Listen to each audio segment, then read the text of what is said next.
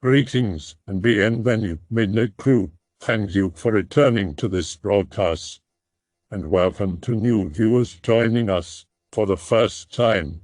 If you like a video, then feel free to subscribe. Some viewers may find the following video disturbing. Viewer discretion is advised. This story happened when I was a university student. At the time, I was a bit of a brat and I often went to visit various ghost spots. One day, one of my friends told me, "Apparently there's a ghost tunnel close to here." I immediately gathered up a bunch of friends and on the weekend we set out for the ghost tunnel. I had no idea there was one so close by. The tunnel was about a 10-minute drive from town. It was rather large and we couldn't see the exit. A soft wind and strange sound from deep in the tunnel blew towards us. Above the tunnel there was some writing that I struggled to read. Daitoa Tunnel, constructed Showa 17th year 3rd month 5th day. For some reason the bricks at the edge of the tunnel had collapsed. There was an iron fence, but whether someone had tried to kick it in or not, the middle was mostly crushed. We decided to enter the tunnel through there. I looked at my watch. It was 11:30 p.m. I don't know whether the tunnel was originally used for steam trains or not, but the roof was stained black. Only the bricks of the side walls were still in good condition, considering the place had been abandoned for quite some time. At first I was a bit nervous, but then we all relaxed, and as we started to play around, that's when something strange happened. Suddenly the light from my handheld torch went out. I didn't know whether it was broken or the batteries were dead or if I'd just handled it badly, but I hit it a few times. It showed no signs of turning back on. It was a little creepy. While everyone stood there petrified, a strong wind suddenly blew from deep in the tunnel. My friends scrambled to escape. As for me, I stumbled over something as I tried to run and landed flat on my backside. I tried as hard as I could to escape, but it was like I was overcome with paralysis. I couldn't move. Then, from somewhere ahead, I could hear faint footsteps. Oh, thank God, the tunnel was still in use and one of the workers had come to check on something. Or so I thought, and when I thought about it later, the iron fence was there to keep people out, so it was highly unlikely the tunnel was still in use. While this was happening, the footsteps slowly got louder, and finally I saw the silhouette of a person. Sure enough, the person that appeared wasn't a worker. There was a woman wearing an air raid hood, a man missing half his face, and a half-mummified man with his eyeballs hanging out. I tried to run, but my backside hurt so much I couldn't even get up. I couldn't do anything but crawl backwards. Slowly they began to close the distance between us, and just as they were right in front of me, my finger touched something. It was the thing I tripped over when trying to escape. It was a skull within a steel helmet. Normally you would think something like that would be terrifying, but I didn't know what to think anymore. I lost my composure. I don't know why, but instinctively I felt like the skull belonged to the people in front of me. So then I suddenly said, "It's this, right? You want this?" I don't know why those words came out, but I thought it was the only thing that would help me. The result was even bigger than I expected. The terrifying faces of the people started to change right before my very eyes. They became actual people. A man in his 20s wearing glasses, a man with a sash across his shoulder, a female university student with her hair in braids. It was like they were alive. Then I heard someone calling from behind me. My friends had worked up the courage to come back into the tunnel to get me. Surprised, I turned back around, but they were already gone. My friends had already alerted the police that I hadn't come out of the tunnel. The police and people from the town hall got involved, and it became quite a big thing. Well, we trespassed in a restricted tunnel, so of course it did. Of course, my parents were also quite angry about it. Afterwards, I heard more about Daitoa Tunnel from them. The Daitoa Tunnel was completed in the year following the outbreak of the Pacific War. In commemoration of the start of the war, it was named after its official name, Daitoa Sensu, the Greater East Asian War. The reason it became a ghost spot was because there was an incident there during the war. A 10-car train, 5 of which were carrying soldiers going to war, was attacked by an American military aircraft. The train was attacked just outside the Daitoa Tunnel and derailed inside. In addition to machine gun fire, 4 rockets were fired, 3 of which hit the train. It went up in flames and overturned inside the tunnel walls. The one rocket that missed hit near the entrance of the tunnel. The fallen down bricks near the entrance of the tunnel were because of that rocket. In the end, many people burned to death, and those who survived were trapped inside the airtight space of the tunnel only to die from smoke inhalation. Of the 500 staff and passengers on the train, only 54 people survived. The time was 11:30 p.m., August 14th in the 20th year of Showa. The same time we went in. It was a horrible tragedy, but because it happened during the crisis of the war, over time people started to forget about it. I believe those people came out because they wanted more people to know about what happened there. Daitoa Tunnel is dangerous for children playing in the area, so discussions about knocking it down have popped up several times. However, each time it does, more and more troubles start appearing, and so work is suspended. After the incident, a large memorial monument was put in place, and the remains of the deceased were also gathered for proper burial and handling. After this, another attempt was made to try and demolish the tunnel once more. No more ghostly apparitions were seen. The demolition went smoothly and the tunnel was destroyed. Now only the memorial monument remains.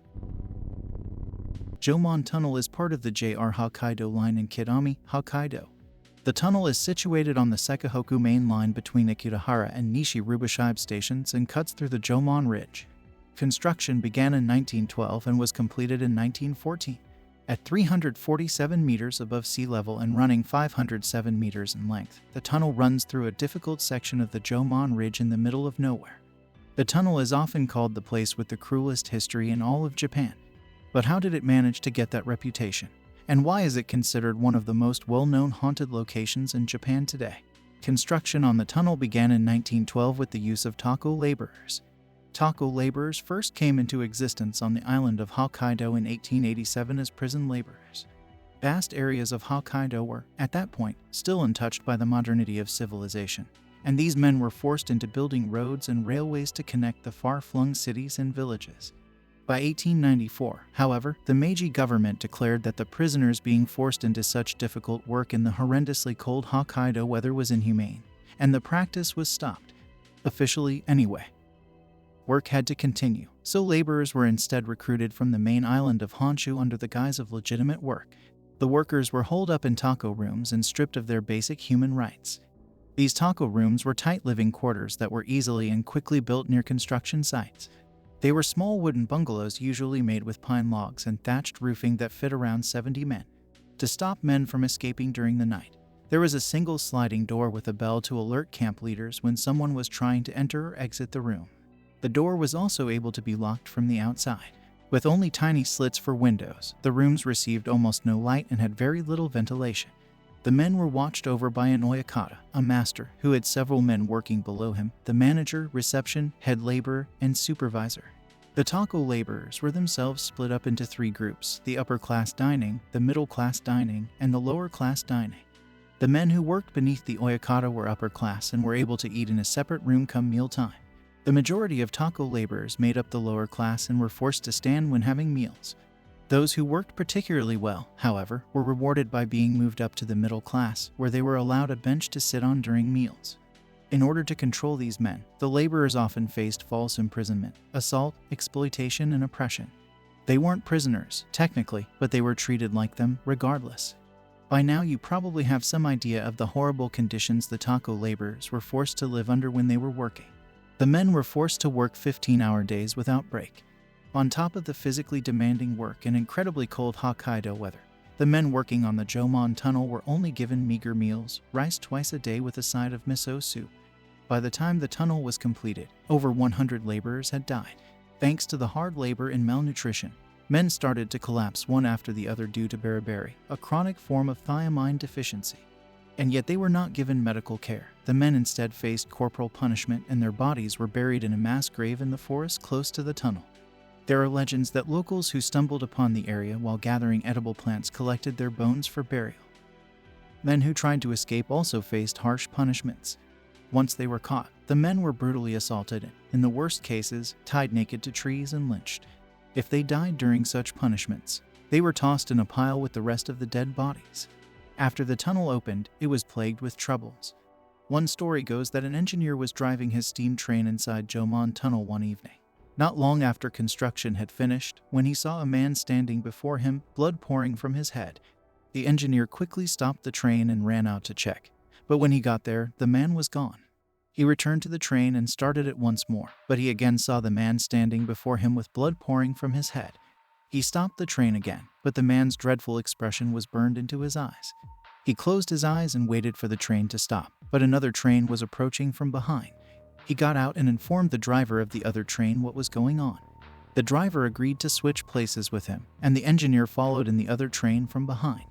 But it wasn't just inside the tunnel.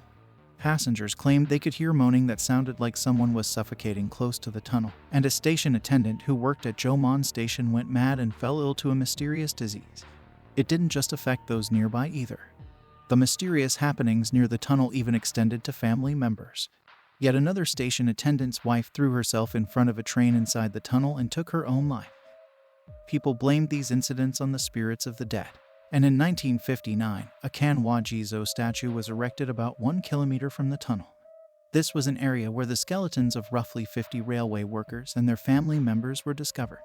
But in 1968, the Tokachi earthquake hit with a magnitude of 7.9 on the Richter scale. The walls of the Jomon Tunnel were damaged, and work started once more to repair them in 1970. It was at this time that the skeletons of over 100 workers from the original tunnel were discovered near the entrance and in the woods nearby. The bones were broken and showed evidence of violence and mistreatment. It was here, over 50 years later, that people finally discovered what horrible conditions the original laborers were forced to work in. In September of the same year, Jomon Station was undergoing expansions when a skull was found in the gravel roughly 60 centimeters from the brick wall near the exit. There had long been rumors that Hitoba Shira were used in the construction of the Jomon Tunnel. Hitoba Shira, literally human pillars, were people sacrificed in prayer to the gods to avoid disaster. They were either buried inside the building like a pillar, buried in the earth, or submerged in nearby water. They were, of course, alive during this whole process. The sacrifice was only worthy if the Hitoba Shira was alive when being buried. The discovery of a skull by the station wall appeared to confirm this practice to be true, and one station attendant claimed that there's a good chance there are more of them around here. He also claimed that everyone who worked there knew the wall had a Hitoba Shira inside. And indeed, more skeletons were found standing up inside the walls of Jomon Tunnel during reconstruction. The state of the skeletons and the position they were found in led people to believe that the laborers hadn't been buried in the walls after death, but rather forced in while they were still alive. They were later moved to the nearby Rubashib Public Cemetery for reburial. In 1980, a monument was erected in Rubashib City looking down over the Sekahoku Main Line near Kanehana Station. This monument was in commemoration of all the victims who died during the construction of Jomon Tunnel, but it doesn't appear to have appeased the dead. On the contrary, hauntings and strange occurrences reportedly continue in the area to this day. The old Inunaki Tunnel is said by some to be one of the great 3 haunted spots of Japan. It's particularly famous for a brutal murder that took place there. The report goes as follows. On midday December 7, 1988, the burned body of factory worker Umiyama Kuchi, 20, was discovered at Inunaki Mountain Pass. Police arrested a group of youths, from 16 to 19 years old, from the Takawa district under suspicion of killing Umiyama by pouring gasoline on him and setting him on fire. Umiyama was said to be a very filial young man. At the time of the incident he was on his way home from work. The incident began when the youths approached Umiyama, who was waiting in his car at a stoplight. "We need your car to pick up some girls, so quit acting so tough and get out." When Umiyama refused, the youths attacked and abducted him, where they assaulted him once more. Spotting a break in the youth's guard, Umiyama escaped and, despite his injuries, attempted to make his way home. However, unable to get any help from passing cars, he was captured by the group once again. The angry youths tried to throw Umiyama off Kanda Port, however, not wanting to die, he clung to the fence with all his might and withstood their assault. One of the youths, seeing Umiyama like this, felt remorse or perhaps fear and suggested they should stop. The ringleader, afraid their attack would be discovered, said to his friends, "We're all in this together," and so they decided to kill him. They put Umiyama in the trunk of his car and beat him with cranks, wrenches, and other tools. They tried to get rid of the body at Rikamaru Dam, but fearing the body would float, they instead decided to burn the body so it would be impossible to identify who he was, and made for the abandoned old Inunaki Tunnel. Arriving at the old Inunaki Tunnel, they poured gasoline, which they acquired in a PET bottle at a gasoline station on the way, saying their bike had run out of gas, over Umiyama's head. He screamed out in terror and it echoed loudly throughout the ghastly abandoned tunnel. Even before the incident there were many stories about vengeful ghosts in the old tunnel.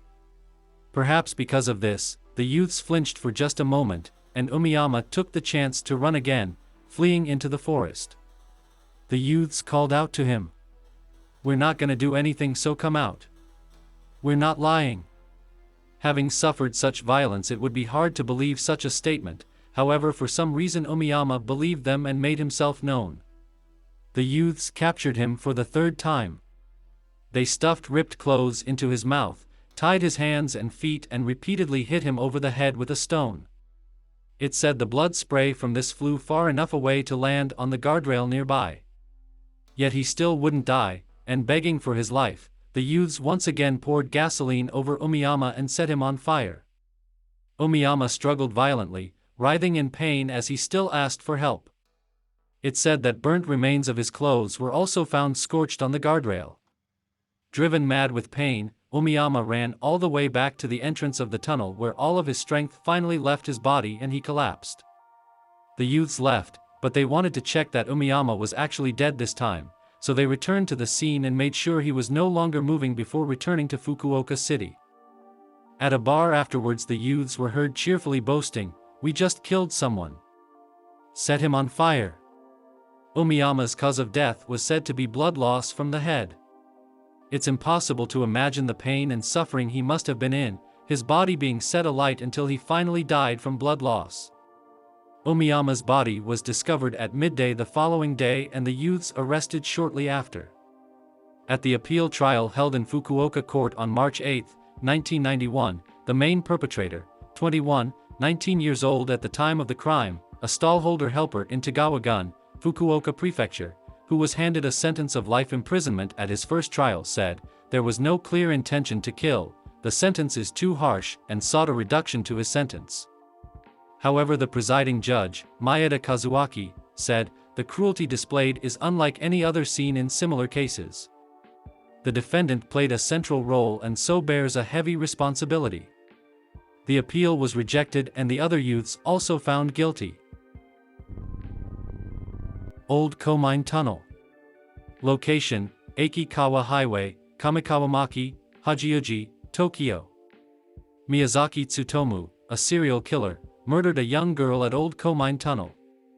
Ever since then, there have been reports of sightings of the young girl's ghost in the area, and it has become one of the most famous and credible ghost spots in Tokyo.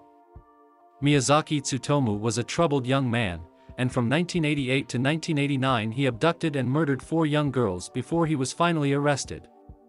The incidents were so horrific and perverse that they sent shock waves throughout Japan, and in 2008 Miyazaki was executed for his crimes. Old Komine Tunnel is said to be the location where he murdered one of the girls, and to this day people still claim they've seen her ghost haunting the area. The corpse of one of the girls, only 7 years old, was found in the Komine Ridge, abandoned for close to a year. Miyazaki cut off her hands and feet, and rumors of the ghost girl with no hands persist even now. In 2002 the new Komine Tunnel was finished, putting the old tunnel out of action. The old tunnel is now used as a walkway and has fallen into ruin. One person posted about his experience at the old tunnel. The heat was beginning to fade, and as the sun went down, you could hear the sound of insects.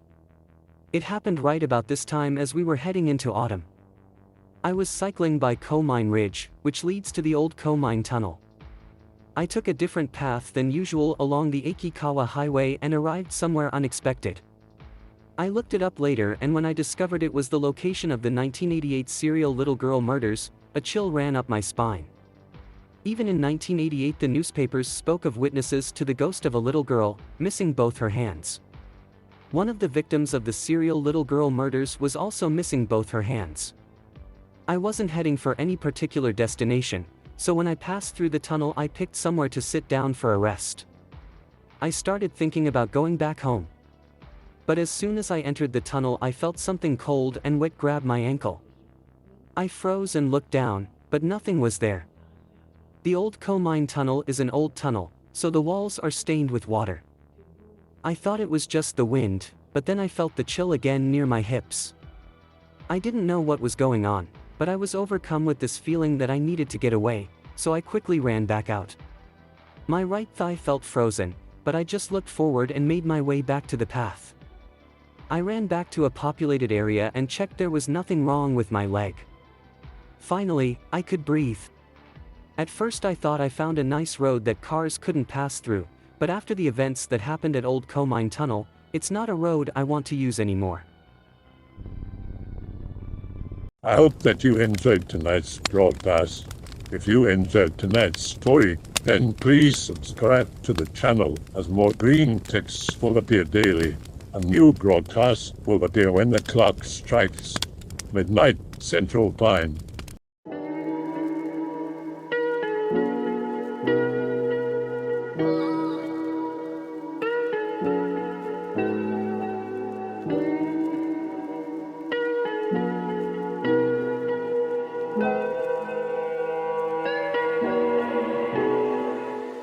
Remember to check out the Odyssey page in the description for a second archive of the channel's videos.